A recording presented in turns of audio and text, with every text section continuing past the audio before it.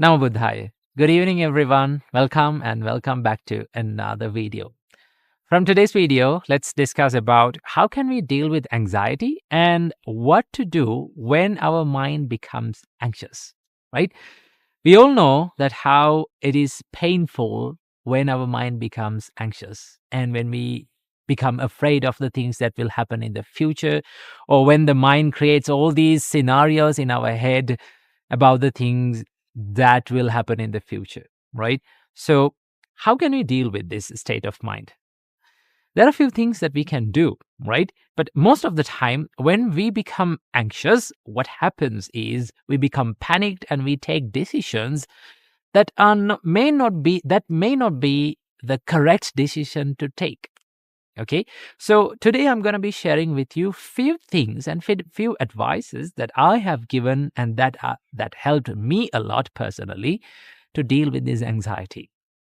So the first thing that you have to do is first you have to be aware of your mental state, right?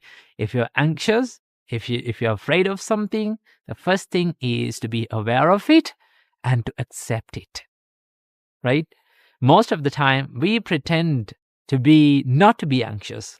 We pretend not to be fearful about the future, and we try to reject that state of our mind. The more we reject, the more it persists in our mind. So that is why the first step is to acknowledge and accept your current state of your mind. If you're anxious, just say to yourself, okay, now my thoughts are in anxiety mode, right? My thoughts are anxious. I am fearing about certain things.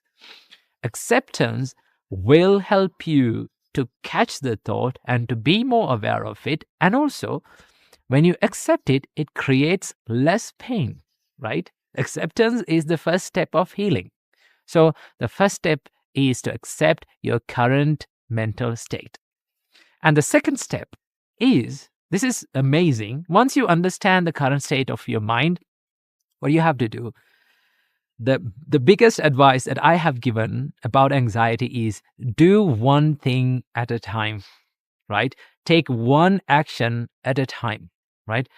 We all know that when we have lot to do, right? When we have many jobs to do, what happens? We start thinking about everything, right? We started loading these thoughts into our mind every time, and we try to do all at once. But in reality, we can't do all at once, right? One thing that we can do is we can take one job, one action at a time, and do that, right? So, how to do this? First of all, to clarify your thoughts and to be clear about what you have to do and what you can do and cannot do, first, sit down in a quiet place, take a piece of paper, and write down all the things that you are fearing about, and write down all the things about the current situation that you are in. And also, most importantly, you have to write down the things that are in your control and things that are out of your control. When you clarify these things, you can take actions upon the things that are under your control. So one thing that you can do is sit down, write down all the thoughts, write down current situation of your life, and write down all the things that are under your control and not under your control, so that you're very clear about what to do and what not to do, right? So when you clarify that and take one action, just one action, and what you have to do, just execute that action, right? Don't try to do all the things, just pick one action and do it at one. It's something like this, right? Something like you're grabbing a bunch of oranges, right? What will happen if you try to grab a bunch of oranges at once? You can't grab all of them, right? It will fall, they will fall. So one thing that you can do is pick a basket, take one orange at a time and put it into the basket. In that way, you can grab many oranges. In the same way, when you clarify your thoughts and take one action at a time and execute it, then it will be clear in your mind and it will ease up your mental state. So do one thing at a time. And the third step is to do it slowly and deliberately, right? Even when you become clarified about what to do, don't be anxious, don't be panicked. What do you have to do? Do it slowly, right? One thing that a lot of meditation masters teach is that when you're anxious, do something slowly, right? Slow down. When your body becomes slow down, your minds become slow down. That's the connection between the body and our mind. When our mind is slow, our body is slow. When our body is slow, our mind is slow. So do things, take that action and do it slowly and deliberately. Do it with proper consciousness, proper awareness, and proper mindfulness. That's so that you feel what you're doing. Then you understand what you're doing, right? So in that way, you can ease up this anxiety.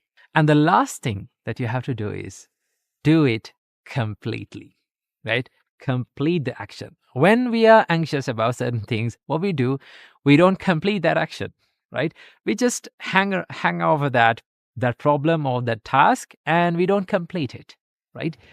One thing that you have to do is do it completely, right? Complete your action, do it slowly, deliberately, and finally complete that action so that that step is finished, right? And then once you complete that action, what do you have to do? Take the next step and do it slowly, deliberately, and completely. In that way, you can clarify what you have to do, and also you will get a good time to take good decisions. So this is a little way and a tiny practice that you can add to your life to ease up your pain of anxiety. And whenever you're anxious about certain things, try this and it will ease up your pain of anxiety. So keep this little advice in your mind and be happy. Namo Buddhaya. Namo Buddhaya. Good morning, everyone. Welcome and welcome back to another video.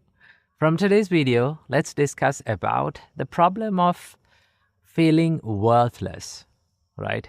Sometimes no matter how good we are, sometimes how good other people to us are, we feel worthless about ourselves, right? We feel that we don't have any value, right? My life, there is no value in my life. Why am I living? Have you ever felt like this? Now, this has been a big problem for me before becoming a monk, right? Before becoming a monk, we have to undergo a training period of like 1.5 years, right? I will tell you about my story. So I was staying in this monastery, and I had to learn how to become a monk, and we were practicing and everything. But since even though everything is good, everything around me is good, right? Everyone around me is good, and also even though I am doing good, that still I feel like, why am I living in this life, right? My life, there is no value in my life. Everything that I do, I fail. Sometimes I fail in my life. But when you fail like that, you think like, oh, I'm a failure, right? I don't have any value in my life. And that is not the reality, right? That when it comes to reality, that is not true. But still, mind is very good at distorting the reality and creating these scenarios in our mind to say to our life that you're worthless, right? You have no value. There is no value in your life, right? You're not good enough. So how can we deal with this? So I will tell you how I got the help from the spiritual companions and the monks and my teacher. So one time I was so upset of the things that I'm doing, and also everything that I have been doing went wrong, right? It wasn't successful. I was meditating, I was helping the monk, but sometimes I made mistakes, and I was worrying about these mistakes. No one complained about me. No one said nothing bad about me, but still my heart says to me that you're not good enough. You're a failure, right? So I was so upset. And now when you're in upset mindset, what is the first thing that comes out of you? It's your facial expressions, right? Someone can say your face is a reflection of your mind state. Okay, so I was upset, and one of the monks who was residing in that monastery noticed me that I'm upset. So he came up to me and said, like, tell me, what's bothering you? Is there anything that is bothering in your mind? You can say it to me. Let's discuss. So the first reaction, as usual, when someone asks from us, how are you? Or is there any problem in you? What we say? We say that, okay, I'm fine, right? There's no problem. But he understood my mental state and told me, tell me the truth. I'm here to help you. We can discuss so that we can sort out the problem. So I told this condition of my mind, mental state of my mind, that I am feeling worthless. I'm feeling that I'm a failure. And then he said, okay, you're feeling worthless. Let's say you're feeling worthless and you're feeling that you don't have any value in your life. But now I need you to check the reality. What are you doing right now? You're meditating, you're helping the monks, and you're doing all the chores, and you're still feeling worthless. Is that the reality? One thing that he said is, check the reality, right? Check what is real. Because mind is pretty good at creating all the worst case scenarios and all the pessimistic thoughts in our mind. Because it's a thought pattern, right? One thing that our mind has is it has the habit of creating the thought patterns, right? Once we start to feed our mind with a certain thought patterns, it has this looping effect of creating this thought pattern again and again and again. The more we think it, the more it comes back to our mind. So he said that check the reality and understand that your life is not worthless, right? Your life, there are many things that you can be happy about, right? That's the reality. As humans, there is nothing that we can feel like my life is worthless, right? Because there are so many things that we can be happy about. Like being a human itself is something that we can be happy about, right? We got the chance to be a human and practice these good qualities, live as a good human itself is something that we can be happy about. And be happy about that you have air to breathe, right? You have people around you that smiles at you. At least find something that you can be happy about. Because there are so many things, there are thousands and thousands of things in reality that we can be happy about. Okay, that is one thing that you have to do. Check the reality. Is it true that my mind's saying that your life is worthless? But when you come to reality, you find that there are a lot of things that you can be happy about in our life. Okay, and there's another thing that you can do, and that is keep a gratitude journal, right? Write few things that you have to be like you can be happy about in your life, right? You can be happy about so many things if you think about it. So find something and write about it. And also another thing that you have to do whenever you get these kind of thought patterns is to try to give more, right? Try to help more to other people, right? Whenever you do that, you feel the value of the things that you do, right? The positive energy that you create towards other people, right? And whenever you give, whenever you help others, you see the smile of their faces. You see that people are thanking you, and you think that, oh, this is what the true value of my life, right? My life is not worthless. My life is valuable, that I can create many positive things around me in my life, so that it's not true that my mind's saying that I'm worthless, right? When you realize that, you come to this state and come to that understanding that how valuable this human life is, right? How many positive things that you can do in this life, right? When you do that, that state of mind will go away. So things that we have to do is check the reality and understand, ask from yourself that, is that true, that truly that my life is worthless or not, right? And also be generous, help other people, and be happy and understand that your life is truly valuable. So keep this little advice in your mind and be happy. Namo Buddhaya. Now Buddhaya, welcome to another video. From today's video, I'm going to be sharing with you one of the most beautiful poems from the Buddha. Now, when it comes to poems, the Buddha had a great talent of uttering poems or uttering verses. We call them gathas in Buddhist texts. So there's a whole array of books that are dedicated only for the verses or the poems that was uttered by the Buddha. For an example, the Dhammapada only contains the verses that was uttered by the Buddha. Sutta Nipata, there's another book called Sutta Nipata, which contains only the verses. So when it comes to uttering poems, the Buddha had a great talent, and these poems are very rich with the direct teachings from the Buddha and very deep meanings about the life. So here's one poem from the Buddha that can inspire you and also that can give you a lot of teachings about the life. The Buddha says, "Let not a person revive the past or on the future build his hopes, for the past has been left behind and the future has not been reached. Instead, with insight, let him see each presently arisen state." Now, this explains about the mindfulness. This is the whole point of practicing the Buddhist way of mindfulness. Now, when it comes to mindfulness, the word that is given in Pali language for mindfulness is sati. Sati is not always a Buddhist word, or mindfulness is not always a Buddhist word, because before the Buddha also, there were people who practiced sati, but that sati serves a different purpose.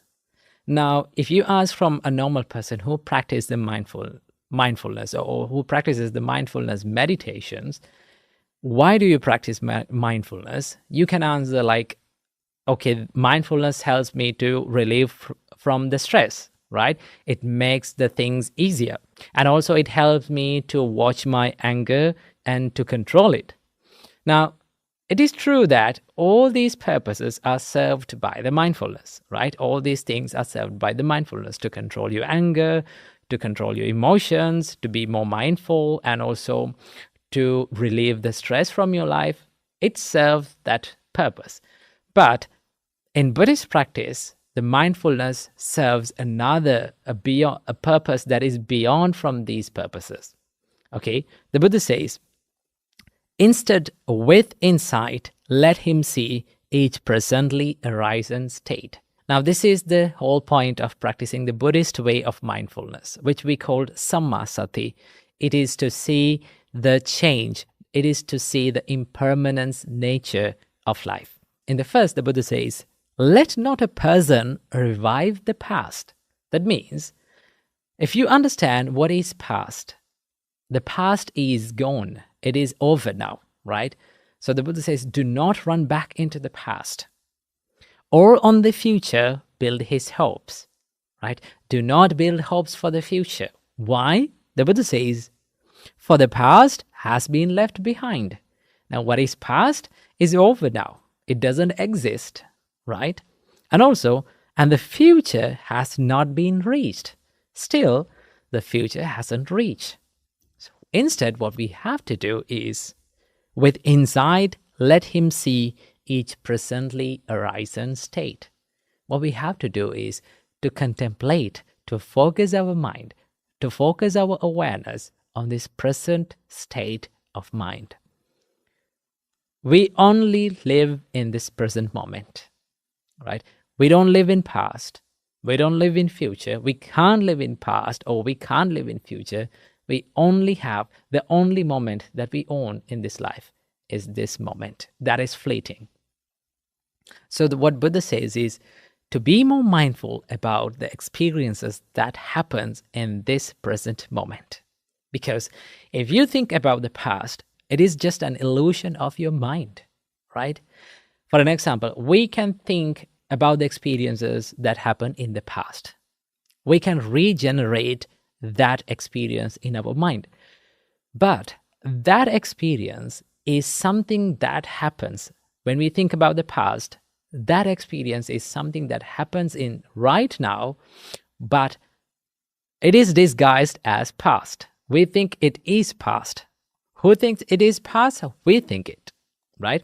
But that very thought happens in this very moment. Okay. So, how to practice the mindfulness is to be less judgmental, or to be no judgment, to have no judgment about the experiences that happens in this present moment, and also to be more aware of it, right? Mindfulness is non-judgmental awareness. For an example, someone can think, okay, when you become mindful, you only keep your mind in the good place, in a good state. No, the Buddha says, saragang va chittang, saragang chittang ti bhajanati. That means when one has a lustful mind, he understands that lustful mind as it is, right? That means when he has anger in his mind, he understands the state of mind, that thought, as anger. Now, the problem is we become so much judgmental about the experiences that we have. Either we try to react positively, either we try to respond positively, or to react negatively, right? For an example, let's say we have an uncomfortable thought in our mind. For an example, like anger. What we do is we try to reject that thought, right? We try to reject and we try to push that thought out of our mind. The more we push, the more we create the anger. Okay, so in mindfulness, what we do is we don't judge, we don't label that thought, we just see it as it is. Now, when you do that, you start to not to react to that very thought. And once you start to not to react, once you stop your reactions, what happens? The angry thought is no longer an angry thought. Because an angry thought becomes an angry thought when we start to react to it, right? It's something like this. Like you're seeing a traffic pass by, right? You're sitting beside the road and you're seeing a traffic pass by. You don't jump into the middle of the road and you don't try to stop the vehicles. Or you don't try to chase behind the vehicles. What you do is you sit beside the road and you look at the vehicles and understand it as it is, right? So that you don't involve in them. You don't become judgmental about them, okay? And that is the practice of mindfulness. Whatever comes to your mind, you're mindful of it. The problem is why we become angry, why we become jealous, and why all these evil thoughts come to our mind is we are not mindful of it. Once you learn how to be mindful, you start to be less judgmental and less reactive to those thoughts, right? And also, you start to think before you act, right? Your mind becomes slower and slower so that you can catch the very thought when it arises. And that is the pinnacle of practicing the mindfulness. And also, then you understand that every thought has its own arising and it passes away, right? So every experience that we have has the nature of arising and passing away. Once you realize this nature, the arising nature and the passing away nature, that is what we call the impermanence. And that is called the true nature of life. In Pali, we call it anicca, the change. Now, the Buddha says, once you realize something is subjected to change, and once you realize that everything is subjected to change, everything is anicca, the next realization is if something is subjected to change, it is suffering, right? It is related to suffering. For an example, every suffering in our life, right? Every painful situation, every suffering that we have in our life is due to change, right? We think that we wish the things are not to change, but they change. We wish that certain experiences to not to change, but they changes. We expect that people to not to change, but they change. So every suffering in our life is due to change or anicca. So the Buddha says, yada niccang tan dukkhang. What is subjected to change is suffering. And the next part is yan dukkhang tadanatta. If something is suffering, that should not be considered as self, I or mine or myself, right? So the Buddha says, if something is subjected to suffering, it should not be considered as self or myself. So that is the way to understand the concept of not self. So these three signs of this existence, these three signatas of existence, which is called the anicca, the impermanence, and dukkha, suffering, and anatta, the not self, is the three signata. These are the three signs of this existence, and the whole point of practicing the Buddhist way of mindfulness is to understand these three signatas, the reality of life.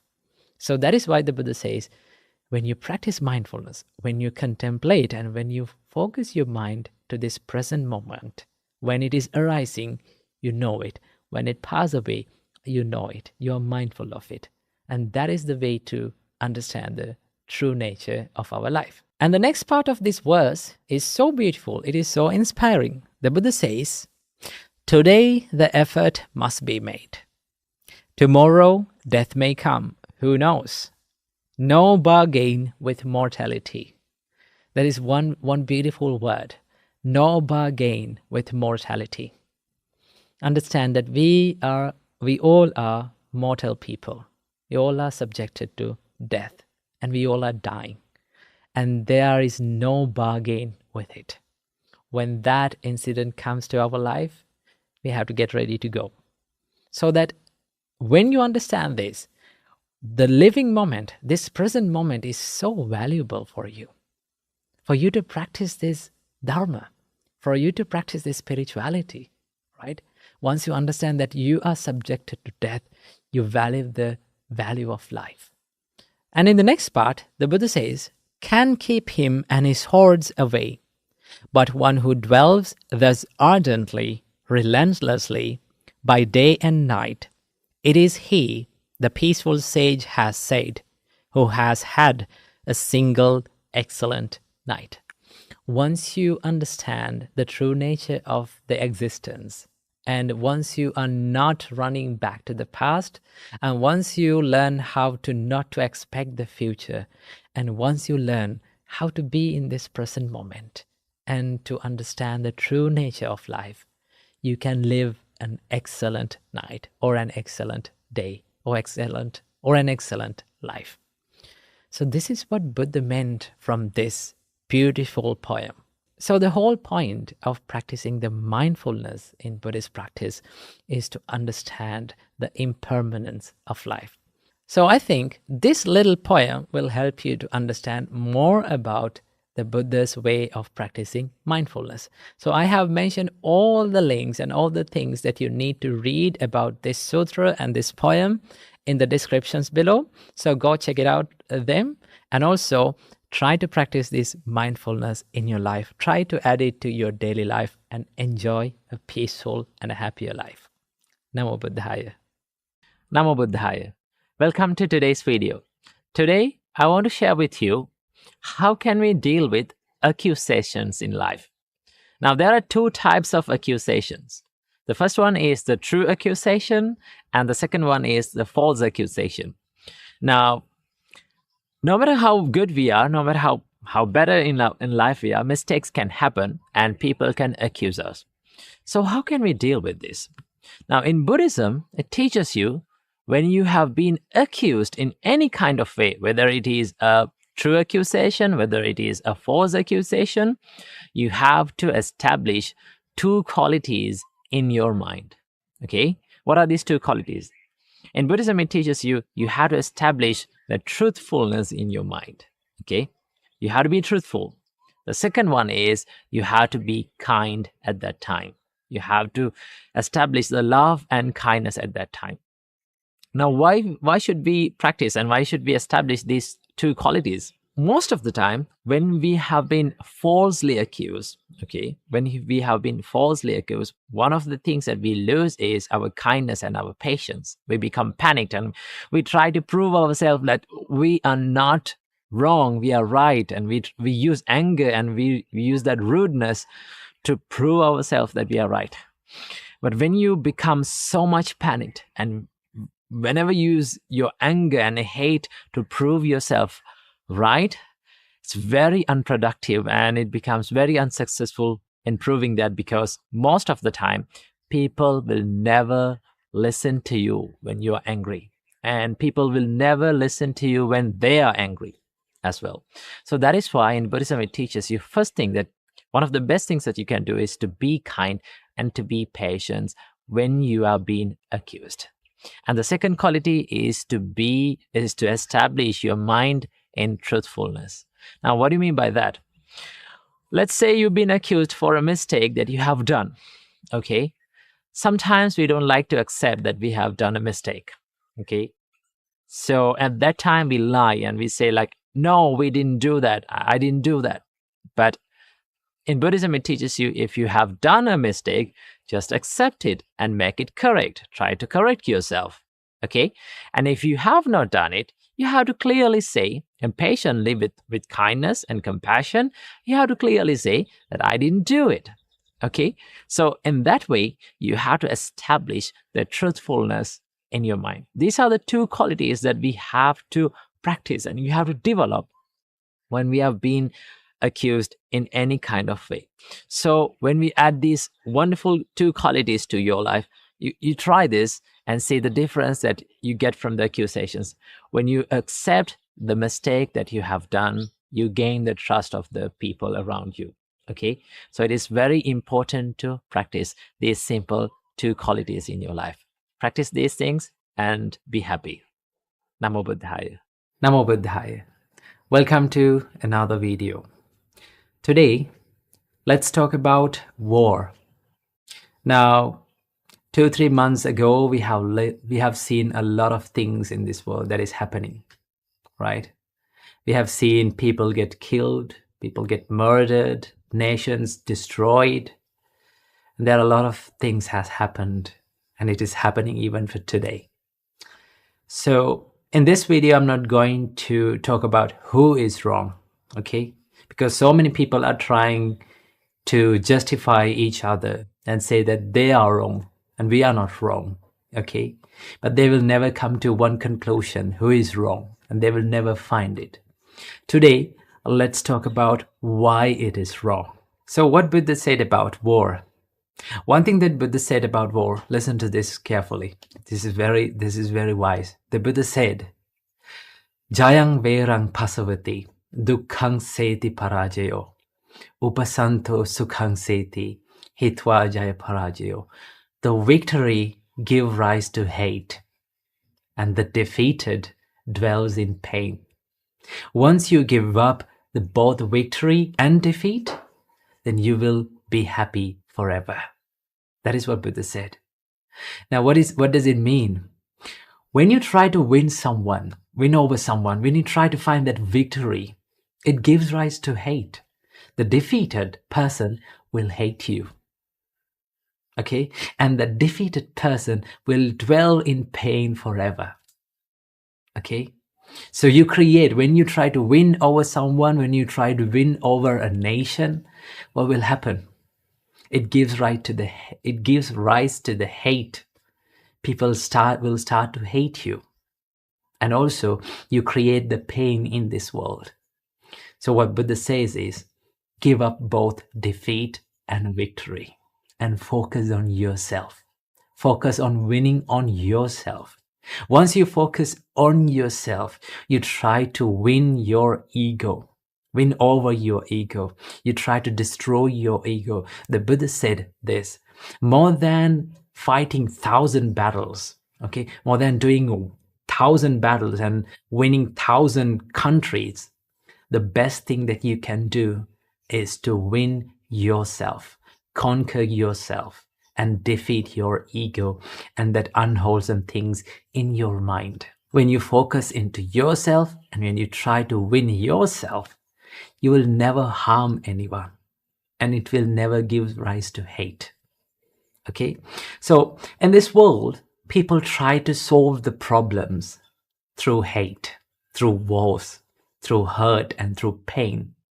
But it will never be solved. There is no any single problem that is solved by anger, by the pain, by hurt, by wars. Look at the world. Okay, throughout this human history, we have been through a lot of wars, but none of those wars have been solved through the war. The Buddha said, "Nahi verena verani sammanti da kudachana, averene cha sammanti esa dhammo sanattano." The hatred will never cease by hatred. You cannot never end hatred. You will never be able to end hatred through hatred. Okay? You will never be able to end wars through wars. Okay? Averena cha sammanti esa dhammo sanattano. If you need to solve a problem, if you need to end hatred, if you need to end a war, the only way that you can do is to not to do wars, not to hate each other, and by forgiving and by letting go. So if you need to solve any problems in this world that gives rise through hate, you need to let go and you need to forgive. At any point in your life, you have to forgive if you need to solve these problems. And then you will find the peacefulness. Now, the Buddha said, if you need to end the hatred, you need to forgive. You need to let go. That is an eternal law in this world. So keep this in your mind. So let's wish to all the people who are suffering from wars and anger and hatred, may all of them be happy and peaceful forever. Namo Buddhaya. Namo Buddhaya. Welcome to another video. Now, a couple of days ago, I met this young gentleman, and he was in his 30s. He was very young, and he said that he has been practicing spirituality, meditation, and Buddhism for a long period of time, more than 4 years. And he said, all of a sudden, unfortunately, his parents died because of a car crash. And with that incident, none of his spiritual practices and meditations and what he have learned about the spirituality and Buddhism, none of them worked. And he started to grieve and suffer, and the pain, he could not handle it. So he asked from me, how can I handle this grief, and how can I handle this losing loved ones? So here's the thing.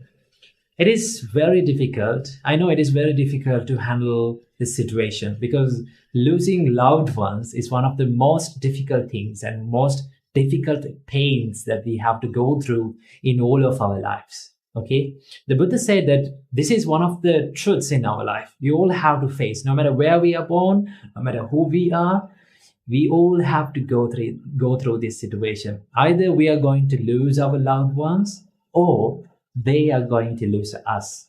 Okay, this is the truth in our life. But how can we handle the pain when we go through these tough times? It is all about practice. And it is, and also remember, no matter how much you practice the spirituality, and no matter how much you practice these meditations, all the things about the spirituality, don't think that you're going to be okay with losing loved ones. Okay, you will definitely feel sadness. You will definitely feel that grief inside you, because that is the truth in our life. But there are several things that we can do to handle this pain. Okay, there are several things that we can do to get up from this pain. It is not about how often you fall down. It is about how you stand up and how you bounce back from that difficult situation. So one thing that we have to remember is that one advice that Buddha gave us is try to recall and try to reflect about the life, the truth in this life, that I'm going to lose every loving person around me. Now, this may seem scary to you, because No one likes to think that they are going to lose the loving people, maybe their parents, maybe their husband and wife, children. No one likes to think about it. They're going to lose that person. But the reality is that one day we have to face that situation. No one can deny it. No one can deny the truth. Okay? So when you think about it and when you get ready for that situation, to make up your mind to face that situation with a strong mind, then it is very easy for you to ease the pain. It doesn't mean that you don't feel the pain. It means that it will help you to ease the pain and get out from it and get on with your life again. Okay? So the Buddha said, oftenly, this is one advice from the Buddha. The Buddha said, Sabbehi me piyehi manapehi nana bhavo vina bhavoti abhinnang pachavekithampad. Oftenly reflect that I am going to lose loving people around me one day. Okay? When you know that, when you think about it in the correct way, you know that you don't have much time with these people. You have a little time with these people. In this human world, we have a little time, right? We don't have much time. So you know that if we were able to live like more than 90 years, okay, that is very lucky, that we are very lucky. So that is the thing. We have a little time on this earth, okay? We have little time with these people. In that little time, if we know that we are going to lose them, in that little time, we can cherish the memories and we can be with them we can treat them kindly. We can treat them with compassion, okay? And we can be a good person to them, be a good memory to them. So if you became a good memory to the people around you, then you don't have to worry about losing them. Why? Because you became a good person to them, okay? You made them happy and you treated them kindly. That is what they need, and that's what people need. That's what people around us need from us. Okay. So in that little time, we gave the best we can. Okay. So in that way, you can be happy. Okay. Although this person left me, although my parents died or left me, although my husband or wife, my children left me, I don't want to worry about it because I became a happy memory, a good memory to them. I treated them nicely and kindly while they were alive. Okay?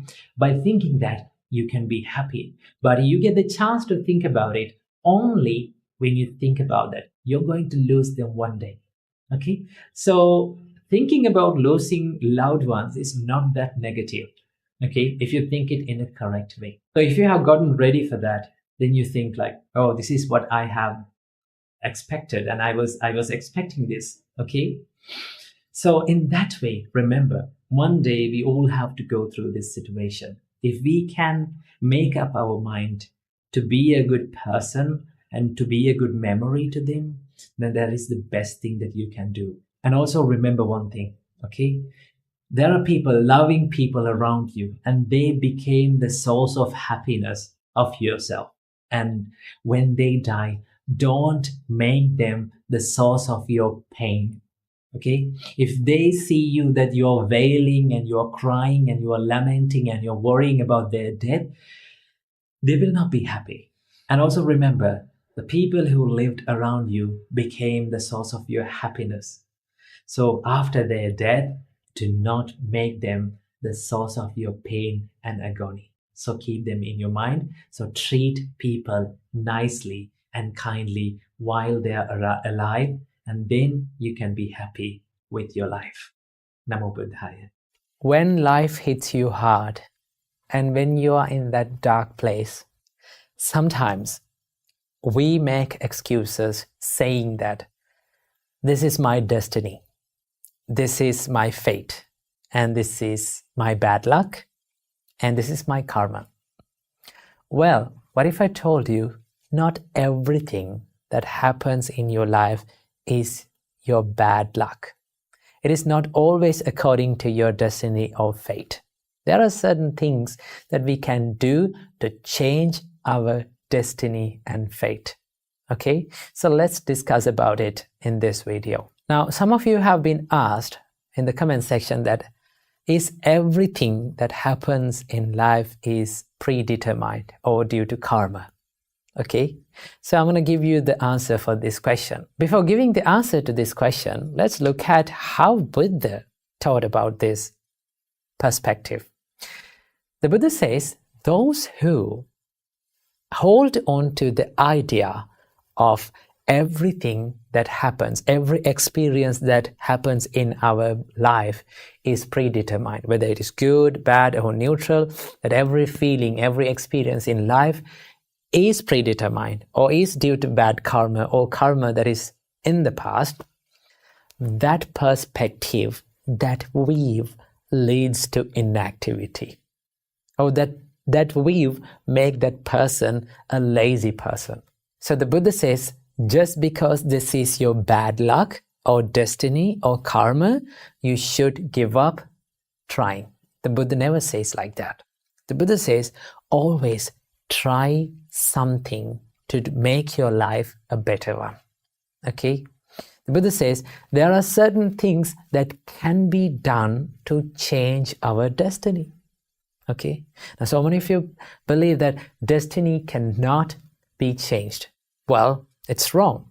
Destiny can be changed according to the choices that we make right here, right now. So that is why it is very important to remember that not everything that is happening in our life, whether it is good or bad or neutral, is always due to bad karma. Okay? There are certain phenomena and there are certain things and processes that happens in our life out of this concept of destiny. Okay? Let's say you're trying to go to work and you're getting ready to go to work, and all of a sudden there will be a huge rain. Okay?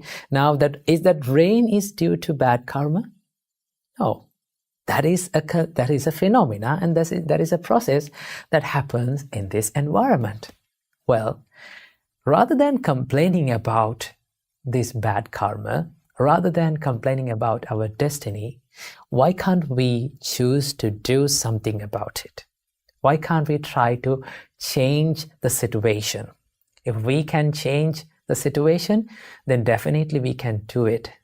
That is why there's a great saying that says, if you have a problem in your life, okay, if you can do something about that problem to change that problem or make it a better one, okay, come out of that problem, then you should not worry about it, because certainly you can do something about it. Okay? And there are certain problems that appears in your mind and in your life that you cannot do anything about it. Well, if you cannot do anything about it, we should not worry about it. Okay? So that is why always remember, karma is a bigger part in our life. It plays a bigger role in our life, but we can change certain things. Okay, we can change our destiny by choosing to make correct choices in this present moment. So that is why what I have to share in this video today. Never ever believe that your destiny cannot be changed. You can choose to do it by making correct choices. Work hard and do not ever give up in your life. Namo Buddhaya. Namo Buddhaya. Welcome to another video. In today's video, I'm going to be answering a question from the comments. So the question is, please tell us how to be mentally strong. We need it very much. So let's talk about this today. How to be mentally strong and how to develop a strong mindset. Well, first of all, let's take a look at what is a strong mindset is. Now, just take a look at this Dhammapada verse from the Buddha. The Buddha said, Selo yatha ekagano vatenana samirati evang ninda pasangsasu nasami janti pandita. As a rock that is unshaken by the storm, so too the wise are unshaken by the praise and the blame. Now, have you seen these big masses of rock? No matter how fast the wind blows, it is not shaken. The Buddha said, same like that rock, The wise people, they are unshaken by the praise and the blame in their life.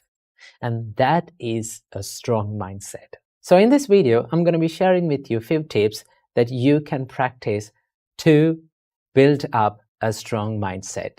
Tip number 1 is to maintain a stable mindset in ups and downs in life, right? You know, life is like an ocean. Sometimes ocean is calm and quiet and peaceful, and sometimes it is stormy, right?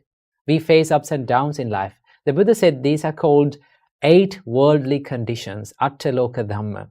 That means praise and blame, gain and loss, fame and disgrace, and pleasure and pain. These are the 8 worldly conditions that we face in our life. Remember these things. So Buddha said, accept these ups and downs in life.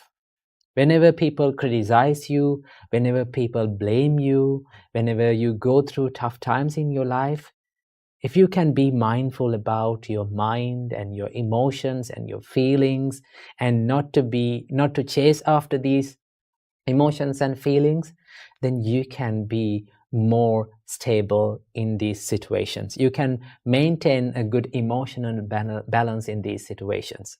So it is very important to be mindful and to practice the self-awareness in these situations.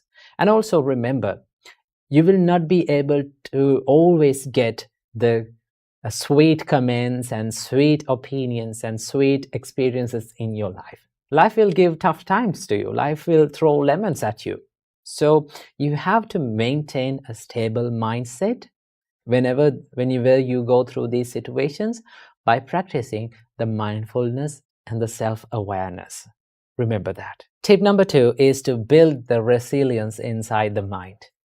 You know, the resilience means the ability to stand up and bounce back when you go through the adversities and when you go through the challenging situations in your life.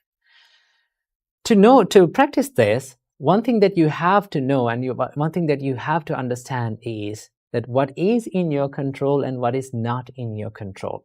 If you have a good understanding about what is in my control in my life and what is not in my control in my life, right? For an example, if people comes up to you and if they're starting to criticize you, those criticisms, those words that other people speaks about you is not under your control. But what is in your control is your reaction to them. It is always a choice. You can think about this like, should I become angry with this? Should I take this negativity? Should I share this negativity with them and be negative as them? If you can question like that, then you're not ready to take that negativity.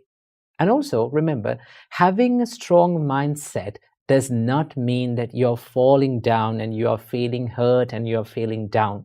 Having a strong mindset means you can stand up as soon as possible when you go through these tough situations. You can quickly stand up and you can quickly retrieve back to the normal situations in your life. That is called the resilience.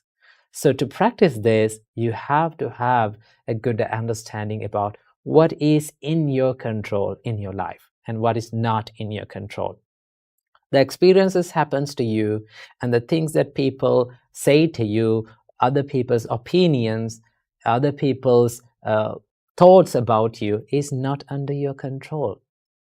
But all the things that is inside your mind, your opinions about them, your reaction to those experiences, totally under your control. So if something is not under your control, you don't want to worry about it because you cannot make any change about it. But if something is under your control, definitely you can make a change about it. You can change your choice, but not others. So remember that. And also you have to cultivate a problem-solving mindset. If you're easily panicked by the problems, or if you're easily triggered by the problems, then it is not easy to solve the problems, right? But if you can maintain a calm and a peaceful mindset, even when you go through the problems or tough situations in your life, then it is very easy to go into the roots and solve the problems. Sometimes we take the problems as ourselves. Like we think we are the anger. I am this problem. Why is this happening to me? Right? Remember, everything that happens to you will be impermanent. It is not permanent thing, right? It will be changed one day. So what do you have to do? Keep that problem aside and try to dive into the roots of that problem. Ask from yourself, why this thing happened to me, right? What is the reason for this, right? What is the real reason for this? Where did I make the mistakes? And go to that problem, go to the root, and then you can solve that problem. That is how you build up a problem-solving mindset. And finally, tip number 3, last but not least, you have to practice a mindset of self-love and self-compassion. Remember, if you're loving yourself, if you truly love yourself, you're not going to take other people's negativity with you, right? You're not ready to take other people's negativity with you. Whatever the thing that comes up to you, whatever the person comes up to you and like bring their negativity with you, you say, well, I'm not going to take this negativity with me. I want to be peaceful. I want to love myself. I truly love myself. Therefore, I'm not ready to take your negativity. I'm not sharing this negativity with you. That is called self-love and self-compassion, right? To practice this, you can add up a simple practice that you can do it daily, right? When you get up early in the morning, just sit on your bed and think, no matter what happens during the day, I am going to love myself. I'm not going to take any negativity from this world, right? I'm going to empty my bin and I'm going to take a new bin to this world, right? You know, if you've kept all the bad things and trash in your bin for a long time, what will happen? If you're in your trash bin, it will start to smell, no? But if you remove every single day all the trash in your bin and make it make it a clean place, then it's very easy to live. It's very easy to be peaceful within. So practice the self-compassion and self-love to build a strong mindset. Some people think that the people who are easily lose their temper, some people think that people who show their toughness and rudeness, they have this strong mindset. But no, anger and showing this negativity is not a sign of strength. It's a sign of weakness, right? If you are easily triggered by people, if you're easily triggered by the people's reactions, then it's not a strong mindset. The strong mindset is the mindset that is not disturbed by the ups and downs in your life. So practice these simple steps, right? Build a stable mindset, make your mind a resilient one, and finally, love yourself more than any other person in this world. When you practice these steps, you can build up a mindset that is unshaken by the ups and downs in your life. So I wish you all, may all of you find the happiness in your life. Namo Buddhaya. Namo Buddhaya. Welcome and welcome back to another video. I think you can remember, in last video we talk about how little changes, little things can make big changes in our life. Okay, so in life, the little things matter the most.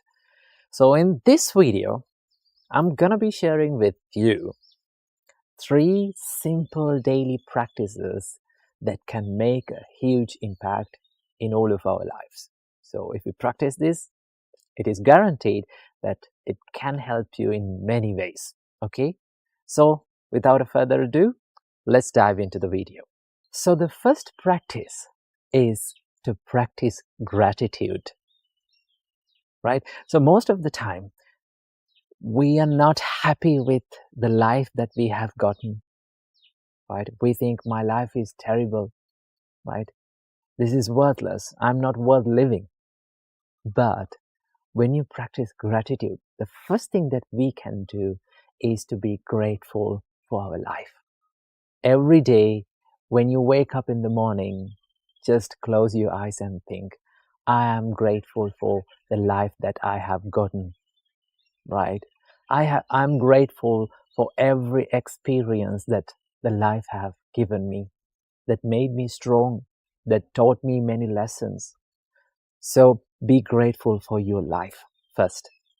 As the second step, be grateful for every person who is living around you. Okay, there are many people who have taught you many lessons, good or bad. Okay, there are good people who have given you nice memories, and there are bad people who have taught you good lessons to your life. Be grateful for everyone, no matter who the person is. It doesn't matter. Okay, so the one practice is to practice the gratitude. That is very simple. Take a few moments to do that. So the second practice is to practice mindfulness.